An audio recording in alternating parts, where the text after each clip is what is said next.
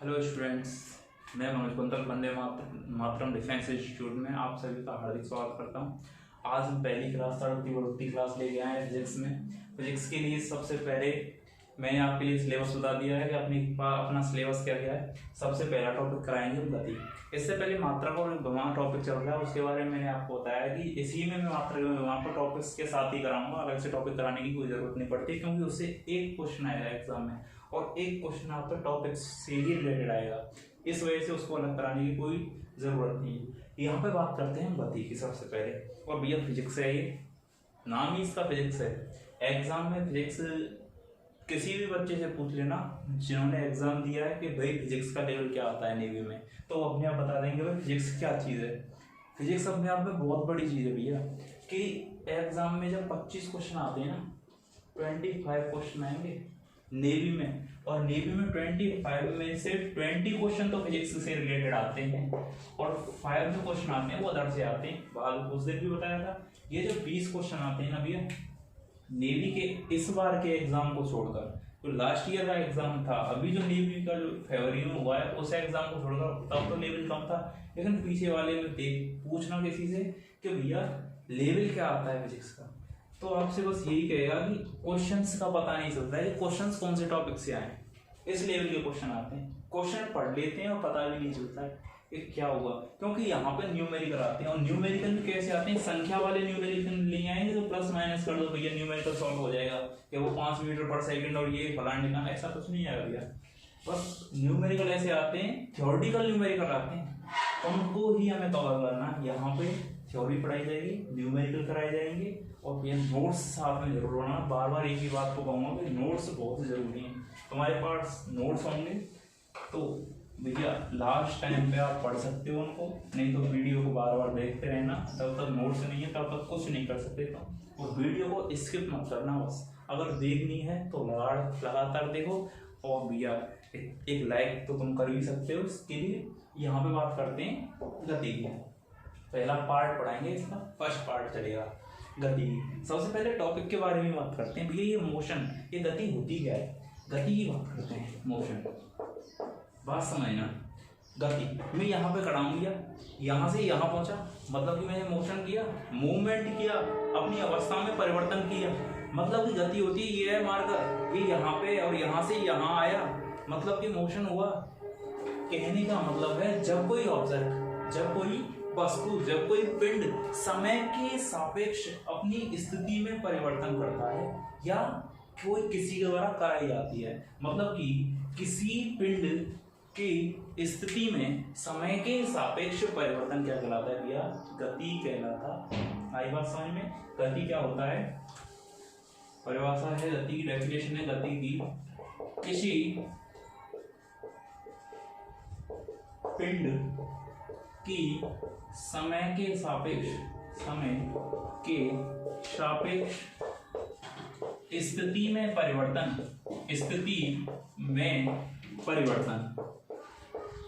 स्थिति में किसी पिंड की समय के सापेक्ष, किसी पिंड की समय के सापेक्ष स्थिति में परिवर्तन। कोई भी पिंड है उसकी स्थिति में समय के सापेक्ष क्या हो रहा है, परिवर्तन हो रहा है, क्या कहलाती है, गति कहलाती है, गति कहलाती है। ठीक है भैया, यहां से गति कहते हैं प्रकार। अब टॉपिक बढ़ता है अपना आगे, गति के प्रकार आते हैं भैया।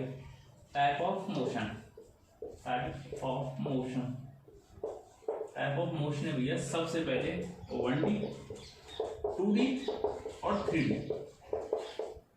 कि ये क्या भैया, 1 डायमेंशन, 2 डायमेंशन और 3 डायमेंशन। मतलब कि 1 डायमेंशन का मतलब है जब कोई पिंड एक ही दिशा में एक ही अक्ष के सापेक्ष गति करता हो। जैसे इंसान की गति ओनली एक्स एक्सिस के सापेक्ष हो रही है। किस तरीके से, ये 3 एक्सिस हैं आपके पास, ये वाला यूं नहीं होता कि ये यूं होता है, इसको मैं 3D नहीं है मेरे पास, 3D और हो जो उस पर बना दूं, ये इस तरीके से होगा, ये x होगा, ये y होगा और ये z होगा। मतलब कि वन लीनियर मोशन होती है 1D में इस तरीके से कि कोई भी पिंड, कोई भी ऑब्जेक्ट एक ही दिशा में गति करे, एक ही अक्ष के सापेक्ष गति करे, क्या कहलाती है भैया, 1D कहलाती है। जैसे इंसान की गति, कार की गति, आगे बात समझिए। एक ही अक्ष के सापेक्ष वाई एक्स। अब बात समझना 2D, ये 2D क्या होती है भैया, 2 डायमेंशन, और 2 डायमेंशन में यहाँ पे टॉपिक पढ़ाया जाएगा भैया, बात समझते हैं ना। यहाँ पे आएगा 1D में सरल रेखीय गति, सरल रेखीय गति मतलब कि पहला टाइप है सरल रेखीय गति 1D में। दूसरा आता है भैया 2D में। 2D का मतलब है कि ऐसी गति जो 2 अक्षों के सापेक्ष होगी, और 2 अक्षों के सापेक्ष कौन सी गति होती है, कभी बॉल फेंकी भैया, बॉल का फेंकना, बम का फेंकना, गोली का चलना, गोली के चलने में दोनों गतियां होती हैं, और वो देखेंगे कब, जब गोली चलेगी तब। यहाँ पे बात करते हैं कि 2D में प्रक्षेप्य गति आती है। प्रक्षेप्य गति धनुष से तीर का छोड़ना, इस तरीके से जाएगा परवलयाकार, इस तरीके से गति होती है भैया, ये होती है प्रक्षेप्य गति, प्रोजेक्टाइल मोशन। और 3D में आती है भैया पतंग की गति, जो तीनों एक्सिस के सापेक्ष करती है। एक मक्खी जब उड़ती है तो वो तीनों एक्सिस में गति करती है, ठीक है भैया। पतंग की गति और मक्खी की गति किसमें आती है, 3D में। ओके भैया, 1D में सरल रेखीय गति, 2D में प्रक्षेप्य गति, और 3D में पतंग की गति। मैंने बस इतना होता है गति। गति क्या होती है, किसी पिंड की स्थिति में समय के सापेक्ष परिवर्तन, किसी पिंड की स्थिति में समय के सापेक्ष परिवर्तन क्या कहलाता है भैया, गति कहलाती है। गति के टाइप कौन से हो गए, सरल रेखीय गति, प्रक्षेप्य गति और अदर है भैया, मतलब कि इनको मेजर जो माना गया है 1D, 2D और 3D। अब हम सबसे पहले बात करेंगे पार्ट फर्स्ट में अपने सरल रेखीय गति के बारे में। देखो भैया सरल रेखीय गति,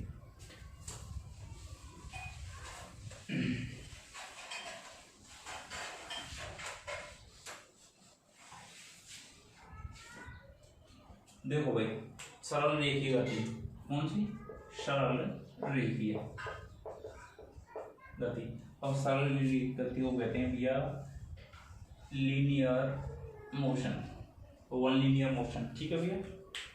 तो यहाँ पे सरल रेखीय गति की बात करते हैं। अब सरल रेखीय गति में सबसे पहले एक वर्ड आता है, 2 वर्ड पढ़ेंगे भैया। एक तो पढ़ेंगे दूरी, डिस्टेंस, DIS, और एक आता है विस्थापन, दूरी और विस्थापन, डिस्प्लेसमेंट।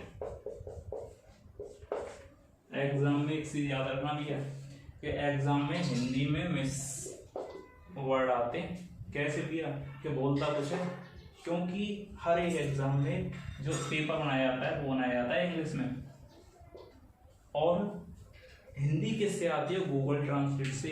और गूगल पर एक वर्ड के कई मीनिंग होते हैं। जैसे मैं मैथ में बताता हूँ रूट्स, मूल कहते हैं मैथ में मूल, लेकिन एग्जाम में उनको देता है कि इस समीकरण की जड़ याद करो। जड़ नहीं है वो, रूट्स का मतलब जड़ भी होता है और मूल भी होता है। इस वजह से अगर हिंदी में क्वेश्चन समझ में नहीं आया एग्जाम में, तो इंग्लिश में चेक करना है क्वेश्चन, ठीक है भैया।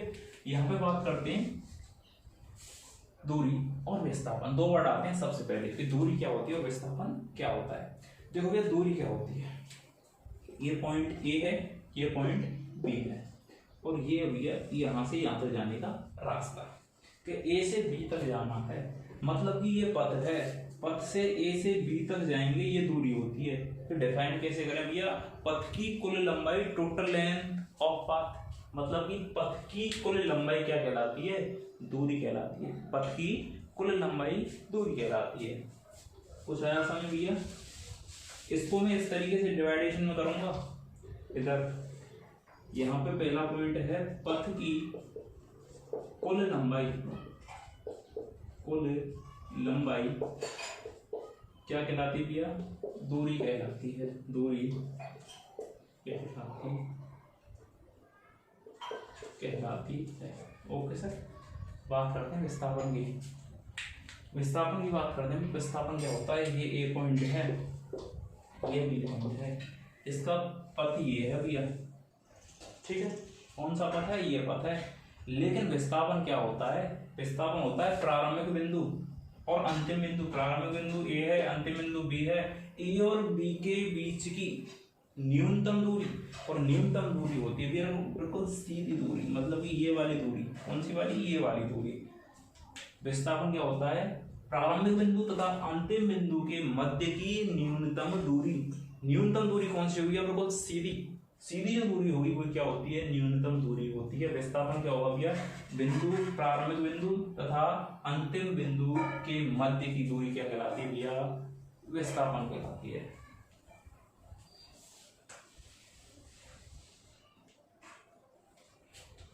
क्या हो गया, यहाँ पे ये है प्रारंभिक बिंदु तथा अंतिम बिंदु, अंतिम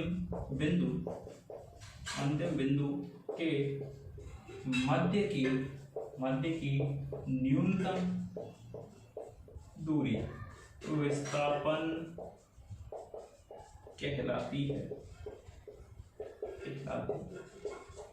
ठीक है भैया, मतलब विस्थापन भी एक दूरी होता है, हाँ भैया दूरी होता है, लेकिन ये प्रारंभिक बिंदु तथा अंतिम बिंदु के मध्य दूरी होती है। न्यूनतम दूरी होगी, न्यूनतम कम से कम दूरी होगी भैया। इसके बाद इसमें आगे बात करते हैं कि ये भैया जो है दूरी है, मतलब कि ये ए पॉइंट, ये बी पॉइंट, ये इस तरीके से दूरी कभी भी प्रारंभिक बिंदु और अंतिम बिंदु पर निर्भर नहीं करती है। यहाँ पे पॉइंट लिखने हैं, पॉइंट बता रहा हूँ भैया कि दूरी कभी भी प्रारंभिक बिंदु तथा अंतिम बिंदु पर निर्भर नहीं करती है, लेकिन विस्थापन प्रारंभिक बिंदु तथा अंतिम बिंदु पर निर्भर करता है, क्योंकि इन दोनों के मध्य की दूरी ही क्या होती है, विस्थापन होती है। अगर ये बिंदु ही हटा दिए जाएं, ये और भी, तो विस्थापन किसके मध्य निकालोगे भैया, नहीं है। ये बात समझ में कि ये जो दूरी होती है वो प्रारंभिक बिंदु तथा अंतिम बिंदु पर निर्भर नहीं करती है, लेकिन विस्थापन प्रारंभिक बिंदु तथा अंतिम बिंदु पर निर्भर करता है। सेकंड पॉइंट लिखना है। थर्ड पॉइंट है कि इसका मात्रक, दूरी का मात्रक होता है मीटर, एमकेएस मात्रक, ठीक है, और मीटर की ही बात करेंगे हम। इधर विस्थापन का मात्रक भी क्या होता है, क्योंकि यह भी दूरी है, मीटर होता है। विमा, तो ये विमा याद रखना, 3 वर्ड आएंगे, एम, एल और टी। विमा कैसे निकालनी है, ठीक है। एम का मतलब होता है मास, द्रव्यमान, जहां केजी मिल जाए, केजी, अगर केजी की घात 1 है तो m1 होगा, केजी की घात 2 है तो m2 होगा, केजी की घात 3 है तो इस तरीके से हो गया, m3 हो जाएगा। एल का मतलब होता है लंबाई, लेंथ, मतलब कि मीटर में होगा, जहां मीटर है घात 1 है L1 होगा, घात 2 है L2 हो जाएगा, घात 3 है L3 हो जाएगा। टी, भैया टी क्या होता है, टाइम। टाइम अगर सेकंड में चलता है, यहाँ पे सेकंड 1 है, घात 1 है, सेकंड हो जाएगा 1, घात 2 है 2 हो जाएगी। यहाँ पे भैया ना तो एम है, दूरी में कोई भैया द्रव्यमान होता है क्या, कि दूरी 5 किलो की है, 10 किलो की है, ऐसा कुछ नहीं भैया। फिर टाइम होता है कि 2 सेकंड दूरी, 4 सेकंड दूरी, ऐसा कुछ नहीं भैया। यहाँ पे होता है कि 5 मीटर की दूरी है, 10 मीटर की, मतलब एक ओनली मीटर की बात करते हैं, तो इसकी मात्रक क्या हो जाएगा भैया, मीटर। विमा क्या होगी, m0, L1, T0। इधर मात्रक क्या होगा, मीटर। विमा भी सेम रहेगी, क्या हो जाएगी, m0, L1, T0। Okay sir. इसके बाद अगला पॉइंट जो आता है, पॉइंट बना के लिखना भैया। अगला पॉइंट,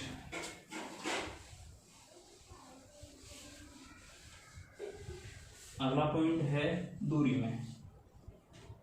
इधर बात करते हैं दूरी की, अगले पॉइंट की। अगला पॉइंट है कि दूरी कभी भी, डिस्टेंस कभी भी 0 तथा ऋणात्मक नहीं हो सकती, ऋणात्मक नहीं हो सकती, ठीक है भैया, ऋणात्मक नहीं हो सकती, मतलब दूरी कभी भी 0 नहीं हो सकती भैया, 0 नहीं हो सकती और ऋणात्मक नहीं हो सकती, लेकिन विस्थापन 0, ऋणात्मक, धनात्मक, सब कुछ हो सकता है। 0, ऋणात्मक, धनात्मक, भिन्नात्मक, ठीक है भैया, भिन्न में भी हो सकता है, मतलब कि विस्थापन जो है ऋणात्मक, धनात्मक, सब कुछ हो सकता है भैया, 0 भी हो सकता है। बताएंगे कैसे भैया, आगे क्वेश्चन कराऊंगा तब बताऊंगा, वैसे अभी बताता हूँ। यहाँ पे जैसे मैं बात करता हूँ इस तरीके से, कोई बाइक वाला है, यहाँ से चलना स्टार्ट करता है ए से, पॉइंट ए से चलना स्टार्ट किया और पूरा पॉइंट भी यहीं से चलना स्टार्ट किया और यहीं आ जाता है, और आर रेडियस की क्या है इसमें चल जाए, इसकी भी आर रेडियस की पढ़ दिए होगी। तो भैया इसकी जो दूरी होगी, दूरी तो हो जाएगी 2πr, जितना पढ़ दी होगी उतनी क्या हो जाएगी इसकी दूरी हो जाएगी, परंतु क्या भैया विस्थापन 0 होगा। क्यों भैया, प्रारंभिक बिंदु भी यही है और अंतिम बिंदु भी यही है। जब प्रारंभिक बिंदु और अंतिम बिंदु सेम होंगे तो क्या होगी भैया, विस्थापन 0 होगा। आगे बात समझने के लिए भैया, इसके बाद आगे बात करते हैं भैया।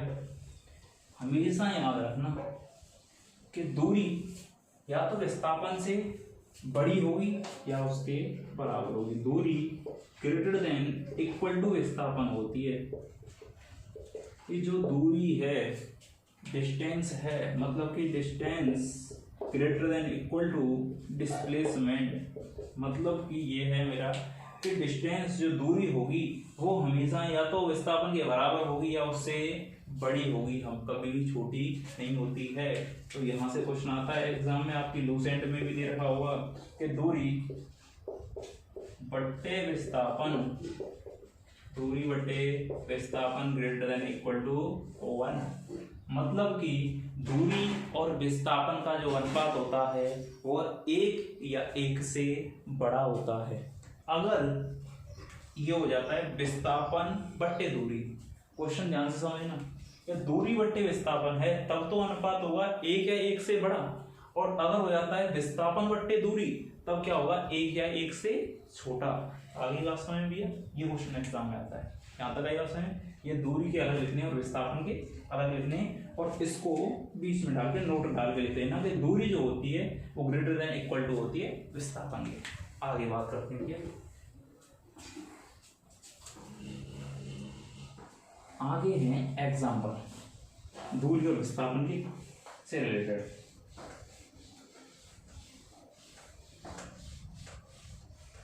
देखने में बहुत सरल भी है, तो दूरी विस्थापन वेग त्वरण, लेकिन क्वेश्चन बहुत खतरनाक आते हैं यहाँ से। देखो भैया, यहाँ से बात करते हैं। एग्जाम्पल पहला है ए और बी बिंदु, क्वेश्चन है बिंदु ए व बी के मध्य दूरी व विस्थापन ज्ञात करो। क्या होगा भैया, दूरी क्या होती है, ए से बी तक की ये दूरी है, ए से बी तक की ये दूरी है, ठीक है भैया। कुछ आ रहा है समझ में, मतलब कि दूरी हो जाएगी अर्धवृत्त, और अर्धवृत्त होता है भैया पाई आर, दूरी तो हो जाएगी। विस्थापन क्या होगा भैया, विस्थापन ए और बी के मध्य की न्यूनतम दूरी, बिल्कुल सीधी दूरी ये वाली होगी, ये आर और ये भी आर, तो कितनी हो जाएगी 2r। आई बात समझ भैया। अगला क्वेश्चन,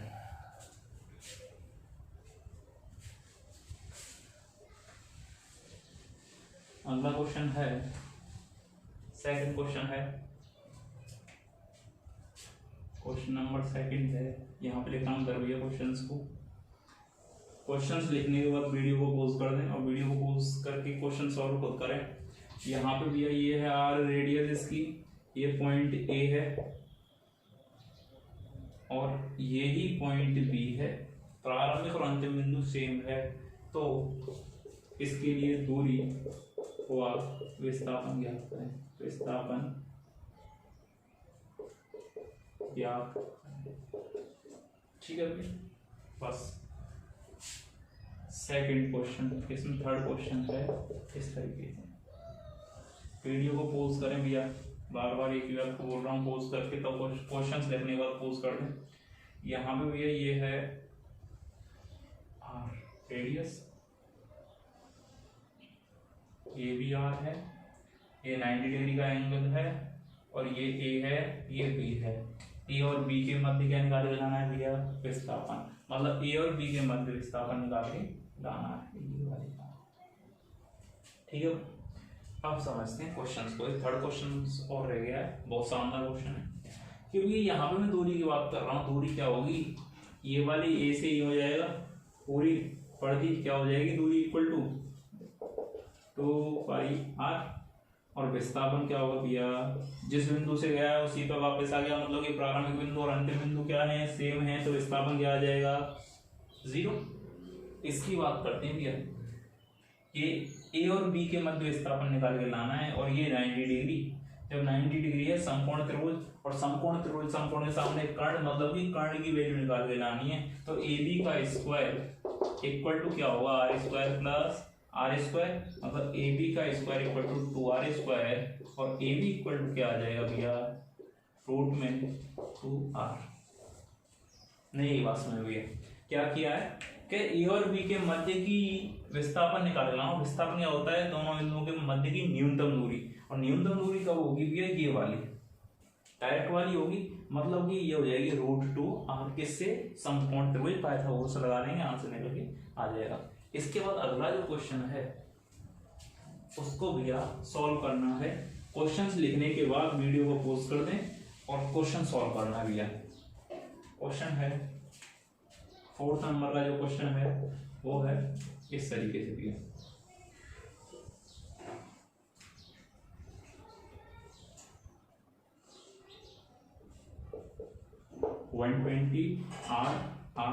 A और B, बिंदु A और B के मध्य विस्थापन ज्ञात करना, और मुझे पता है A और B के मध्य विस्थापन होता है ये वाला न्यूनतम दूरी। अब ये क्या करें, सोचो भी, यहाँ पे कुछ नहीं करना है, एक फॉर्मूला होता है विस्थापन निकालने के लिए, और कब वो हमेशा वृत्तखंड में काम आएगा कि जब वृत्त में थीटा दे रखा है, थीटा चाहे कुछ भी हो, उस फॉर्मूला को याद करना है। ट्रिक है भैया, ए बी मतलब कि विस्थापन ए बी ओनली विस्थापन के लिए काम करेगा, ए बी इक्वल टू होता है 2r sine theta by 2, sine theta by 2। देखो भैया 2r की वैल्यू मतलब रेडियस, अगर यहाँ पे कोई संख्या दे रखी है तो संख्या रख देंगे, अगर r है तो r रख देंगे, तो 2r साइन थीटा कितना किया 120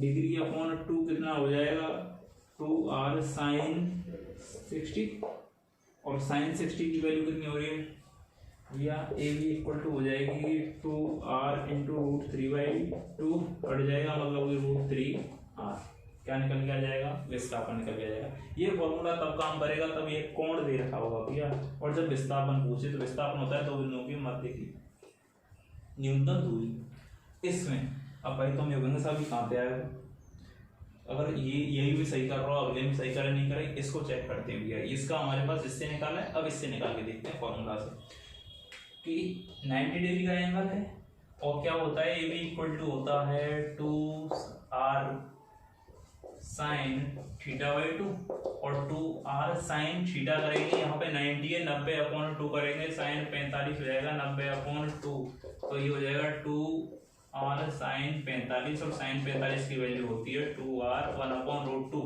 और √2 से 2 कटेगा √2r। आई बात समझ में भी नहीं है। हमेशा याद रखना जब कभी भी वृत्तखंड दे रखा हो और उसमें क्या करता है, एक वृत्त में थीटा देके रेडियस देके तुमसे निकलवाता है क्या भैया विस्थापन, या जरूरी नहीं है क्वेश्चन इसको कर देता है 5 कर दे 4 कर दे, 4 मीटर त्रिज्या का है और ए और बी के मध्य इतना कोण दे रखा है इसमें वृत्तखंड में, तो ए और बी के मध्य विस्थापन निकालना है, तो यहाँ पे आर की जगह क्या रख देनी है, उस रेडियस का मान रख देना, आंसर निकल के आ जाएगा। क्या होता है 2r साइन थीटा बाई 2। आगे बात करते हैं भैया,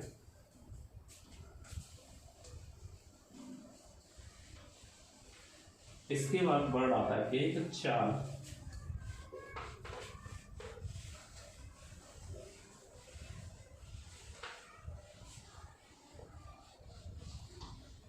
दूरी के बाद आता है भैया चाल। स्पीड देखने में बहुत सरल है, खतरनाक भी भैया, पता नहीं है स्पीड कब वेलोसिटी बन जाती है। और देखना तुमने आज तक यही सोचा होगा कि स्पीड भी वेलोसिटी बन जाएगी, हाँ भैया स्पीड भी वेलोसिटी बन जाती है। देखना कैसे कि यहाँ पर चाल की बात करते हैं। चाल क्या होती है, एकांक समय में तय की गई दूरी, नॉर्मल सी बात है, एकांक समय में तय की गई दूरी, एकांक समय में तय की गई दूरी, एकांक समय में तय की गई दूरी क्या कहलाती है भैया, चाल कहलाती है, चाल कहलाती है। ठीक है भैया, एकांक समय में तय की गई दूरी क्या कहलाती है? चाल कहलाती है। और पीछे भैया मैंने दूरी और विस्थापन पढ़ाया है, ऐसा याद हो। दूरी और विस्थापन में एक पॉइंट और ऐड करना वहां पे कि जो दूरी होती है ये एक होती है अदिश राशि। कैसी राशि होती है भैया? अदिश राशि। और विस्थापन कैसी राशि होती है भैया? सदिश राशि। क्योंकि विस्थापन के लिए दिशा का होना बहुत जरूरी है कि किस दिशा में विस्थापित हो रहा है भैया, कि ए और बी इन दोनों के मध्य दिशा होगी तो ही विस्थापन निकलेगा। दूरी तो कहीं भी चले जाओ, पथ की कैसी भी लंबाई हो वही भैया क्या हो जाती है? दूरी हो जाएगी। लेकिन विस्थापन कैसी होती है? सदिश राशि होती है। अब यहाँ पे बात कर रहे हैं कि चाल क्या होती है? एकांक समय में तय की गई दूरी। एकांक समय में तय की गई दूरी क्या कहलाती है? चाल कहलाती है। मतलब ये चाल इक्वल टू क्या हो जाएगा भैया? दूरी बटे समय। दूरी बटे समय। एकांक समय में मतलब 1 सेकंड में तय की गई जो दूरी होगी वो क्या होगी? चाल कहलाती है। यहां से इसके मात्रक की बात करते हैं। दूरी का मात्रक क्या होता है भैया? मीटर। और समय का मात्रक क्या होता है? सेकंड। तो इसका मात्रक क्या हो जाएगा? मीटर पर सेकंड। और विमा क्या होगी भैया? m0 मास तो है ही नहीं यहाँ पे। m क्या है? ये m मीटर वाली कहानी है, तो l लंबाई में आएगा भैया, लेंथ में मतलब l1 और t -1 हो जाएगा। सेकंड ऊपर जाएगी, घात 1 है, ऊपर जाएगी क्या हो जाएगी भैया? हमेशा इसको क्या लेके चलना है? अंश में लेके चलना है हर वैल्यू को, तो t -1 हो जाएगी। राशि कैसी है भैया? ये जब दूरी अदिश राशि है तो ये भी कैसी होगी भैया? अदिश राशि। ओके साहब, समझ में आ गई यहाँ तक बात? मतलब कि चाल क्या होती है? एकांक समय में तय की गई दूरी चाल कहलाती है। चाल इक्वल टू दूरी बटे समय। मात्रक लिख देंगे और ये निकल के आ जाएगी भी। ये कहानी की मात्रक इतना है, विमा इतनी, राशि ये है। इसके बाद भैया 2 चाल और आती हैं। एक आती है तात्क्षणिक चाल, इंस्टेंटेनियस तात्क्षणिक चाल, और एक आती है भैया औसत चाल। तात्क्षणिक चाल एग्जाम में नहीं आती है, उसको बस समझना है, लिख लेना, थोड़ी बहुत लिखना चाहे तो। एक आती है तात्क्षणिक चाल, इंस्टेंटेनियस स्पीड। इंस्टेंटेनियस स्पीड मतलब कि ये होती है तात्क्षणिक, मतलब कि किसी क्षण पर, किसी विशेष क्षण पर किसी ऑब्जेक्ट की चाल। जैसे कोई बाइक चला रहा हूं, मैं बाइक चला रहा हूं और मैंने अकस्मात देखा, उस क्षण, जिस क्षण देखा है उस क्षण जो स्पीड होगी वही क्या कहलाती है? तात्क्षणिक चाल कहलाती है। ये होती है तात्क्षणिक चाल, और कुछ नहीं होता है इसमें। ठीक है भैया, इसके बाद बात करते हैं आगे औसत चाल। इसके बाद बात करते हैं औसत चाल। देखो भैया, औसत चाल होती है एवरेज स्पीड, और एवरेज स्पीड एग्जाम में क्वेश्चन आता है यहां से क्वेश्चन आता है। किस तरीके से आएगा बात समझना कि औसत चाल इक्वल टू, यहां पे लिख रहा हूं औसत चाल। औसत चाल इक्वल टू हो जाएगा भैया कुल दूरी बटे कुल समय। औसत चाल इक्वल टू क्या होती है? कुल दूरी बटे कुल समय। मतलब कि जितनी दूरी होगी टोटल कर देना है, बटे कुल समय, जितना समय लगा है उस दूरी को चलने में वो क्या कर देना है? टोटल कर देना, भाग दे देना है। ठीक है भैया, एवरेज स्पीड निकल के आ जाएगी। यहाँ तक आई बात समझ भैया? मात्रक चाल है तो वही रहेगा मीटर पर सेकंड, विमा भी वही रहेगी m0 l1 t-1, और अदिश राशि रहेगी। यहाँ से आते हैं भैया 2 नोट्स, जो मैं नोट को लिखाऊंगा 2 वर्ड बोलूंगा भैया।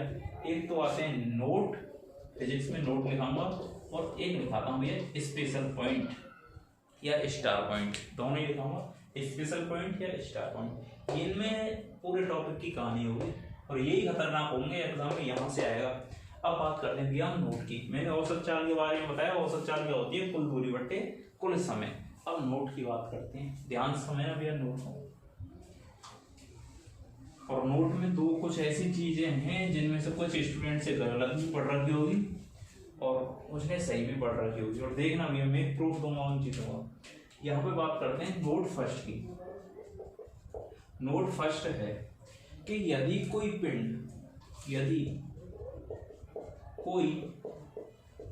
पिंड बिंदु ए से बी तक v1 चाल से जाता है तथा बिंदु बी से ए तक v2 चाल से वापस लौटता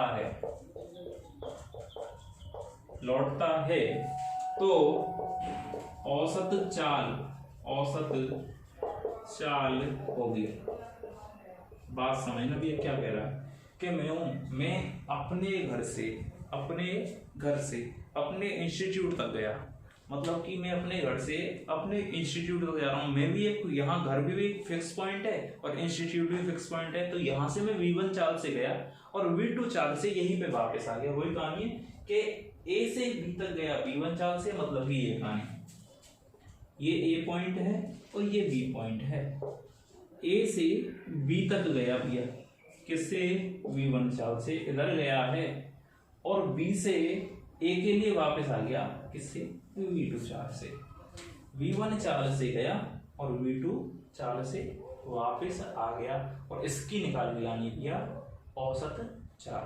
ठीक है भैया, बात समझना कि जब मैं औसत चाल निकालूंगा, औसत चाल क्या होती है, कुल दूरी बटे कुल समय, और ये दूरी तो भैया सेम है, मतलब कि इस दूरी को मैं a से b तक की दूरी है d, ये d है भैया, क्या है ये d, मतलब ये d दूरी जो है मैंने v1 चाल से, तो ये जितनी यहाँ से इंस्टीट्यूट जाने तक की होगी उतनी ही इंस्टीट्यूट से घर तक आने की होगी, मतलब कि ये भी d होगी वापस वाली, तो कुल दूरी कितनी हो जाएगी, ये भी d होगी। आ रही बात समझ भैया? हाँ भैया, कुल दूरी औसत चाल क्या होती है, औसत चाल क्या होती है भैया, कुल दूरी बटे कुल समय, कुल दूरी बटे कुल समय। ऊपर देख रहा हूँ, कुल दूरी बटे कुल समय। देखो भैया मेरे पास दूरी है या नहीं भैया, दूरी है d प्लस d, लेकिन समय नहीं है। अब मैं ये कह सकता हूं कि इस दूरी को d दूरी को चलने में v1 चाल ले रहा है, v1 चाल से जा रहा है, लेकिन टाइम कितना ले रहा है, t1। d दूरी को v1 चाल से चलने पर टाइम ले रहा है t1, कब, यहां से a से b तक जा रहा है, और जब b से a तक आएगा तो t2 टाइम ले रहा है, मतलब कि यहाँ पे टाइम t1 क्या हो जाएगा, तुमने पढ़ा होगा चाल इक्वल टू क्या होता है, दूरी बटे समय, और मुझे क्या निकाल लाना है यहाँ पे, समय। भाई जो समय ले रहा है वो t1 जो समय है वो t1 इक्वल टू क्या आ जाएगा, दूरी बट्टे चाल, और दूरी क्या है, d बट्टे v1, और t2 क्या निकल के आ जाएगा, d बट्टे v2। क्यों, यहाँ से यहाँ तक जाने में v1 है और यहाँ से यहाँ तक आने में v2 है, मतलब t1 d बट्टे v1 और t2 d बट्टे v2। तो वैल्यू रखेंगे एवरेज स्पीड इक्वल टू हो जाएगी भैया कुल दूरी d प्लस d, कुल समय t1 plus t2 2d upon, ये हो जाएगी d upon v1 plus d upon v2। आगे देखोगे इधर लिख रहा हूं, तो क्या आ जाएगी 2d, यहाँ से d कॉमन आएगा और ये हो जाएगा 1 upon v1 plus 1 upon v2, और ये d से d कट जाएगी, यहाँ एलसीएम लेंगे तो ऊपर पहुंच जाएगी कहानी, ये आ जाएगी 2v1 v2 upon v1 plus v2। आई बात समझ में कि नहीं है? मतलब कि जब कोई पिंड, जब कोई व्यक्ति, जब कोई वस्तु के एक बिंदु से दूसरे बिंदु तक v1 चाल से जाती है तथा v2 चाल से वापस आ जाती है उसी बिंदु पर, तो औसत चाल क्या होगी भैया, 2v1 v2 upon v1 plus v2। Okay भैया, इसके बाद अगला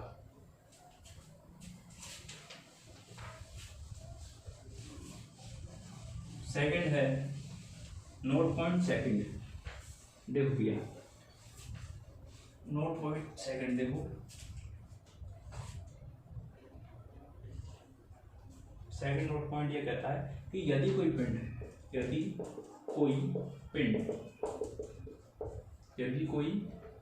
कुल दूरी की आधी दूरी को v1 चाल से तथा शेष दूरी को v2 चाल से तय करता है तो औसत चाल होगी, औसत चाल होगी। देखो भैया कि यदि कोई पिंड कुल दूरी की आधी दूरी को v1 चाल से तथा शेष दूरी को v2 चाल से, क्वेश्चंस देखना है, ये ए पॉइंट है, कुल दूरी है ये वाली भैया ए से बी तक की ये कुल दूरी है और कुल दूरी मैंने ले लिया 2d।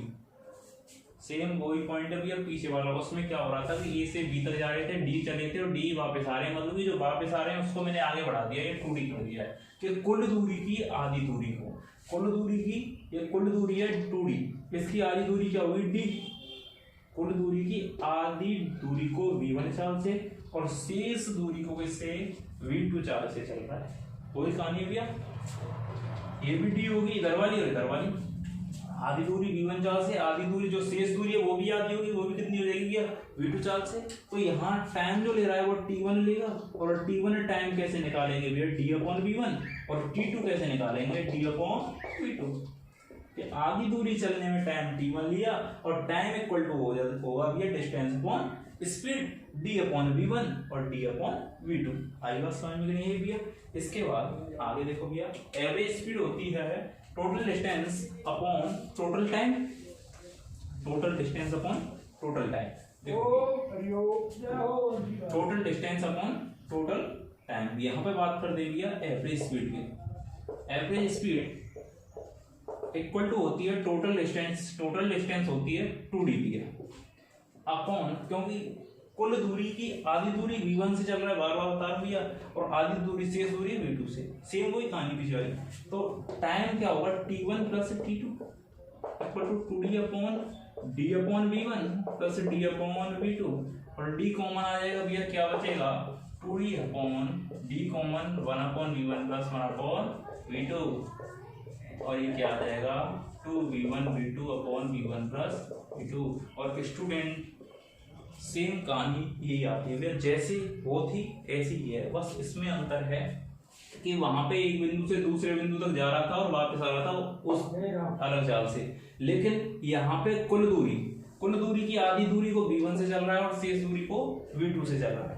ठीक है भैया, कहानी वही है। जब कभी भी ऐसा क्वेश्चन आता है, क्वेश्चन आएगा कि कोई व्यक्ति, कोई पिंड बिंदु ए से बी तक 20 मीटर पर सेकंड की चाल से जाता है। क्वेश्चन लिखो भैया, क्वेश्चन से लिखा देता हूं। क्वेश्चन है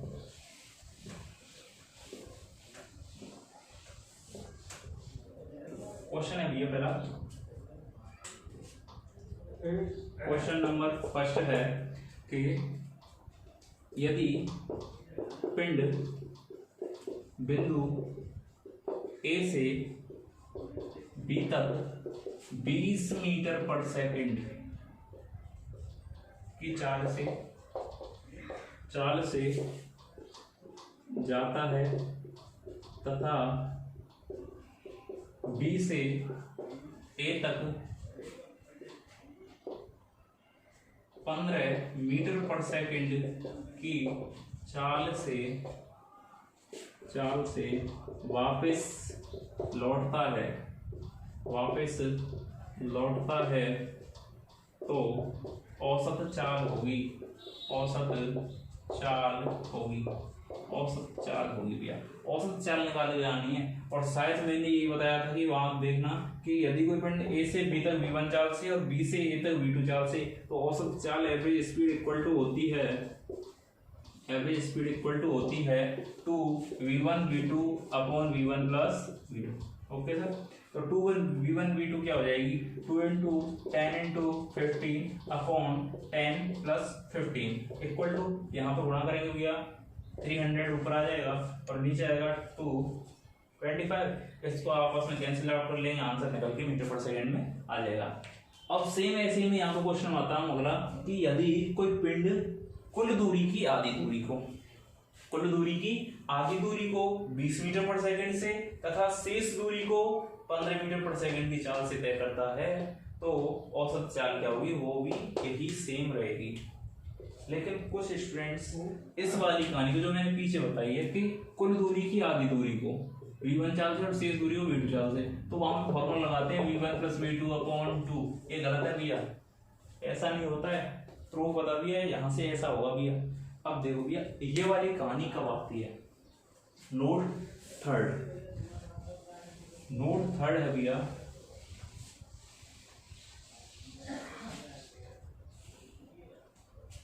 थर्ड नोट है। देखो कि यदि कोई पिंड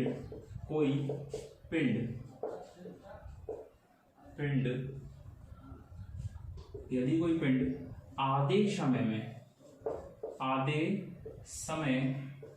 में v1 चाल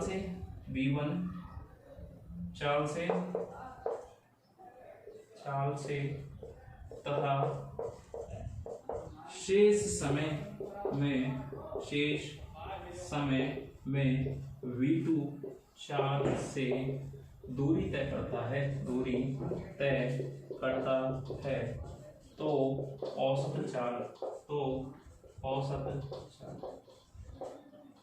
औसत चाल क्या होगी भैया। अब बात समझ में आनी है भैया, यहाँ से देखो कैसे कि वो कह रहा है आधे समय में, जैसे एक दूरी है ये वाली ए से बी, और इस टोटल दूरी को तय करने में लग रहे हैं 5 सेकंड। बात समझना, ए से बी तक लग रहे हैं 5 सेकंड। और मेरा मन कर रहा है कि यहाँ से ए से यहाँ चलाऊंगा मैं, यहाँ तक मुझे लग गए 2.5 सेकंड, मतलब कि आधे समय में मैं v1 चाल से चला। अब ये दूरी ज्यादा है तो मैं तेज चलूंगा, लेकिन आधे समय में v2 चाल से, चाल अलग अलग है लेकिन आधे समय में हो रही है। जब समय का आधा होगा, याद है ना, जब समय का आधा होगा तब औसत चाल एवरेज स्पीड इक्वल टू होती है, v1 plus v2 upon 2, average speed क्या होगी v1 प्लस v2। और जब दूरी का आधा होगा कि आधी दूरी को v1 चाल से, तब होती है v1 v2 upon v1 plus v2। ठीक है भैया। और जब बिंदु ए से बी तक जाता है और बी से ए तक वापस आता है तब भी यही कहानी लगेगी, 2v1 v2 upon v1 plus v2। इसके बाद भैया यहाँ तक कोई दिक्कत आई हो तो बताना, कमेंट करना। जो भी दिक्कत है, वीडियो कैसी लगी उसको भी बताना कमेंट करके, लाइक करना, सब्सक्राइब करना। और इसके बाद कल आगे हम बात करेंगे, इस टॉपिक को आगे करेंगे भैया। Thank you.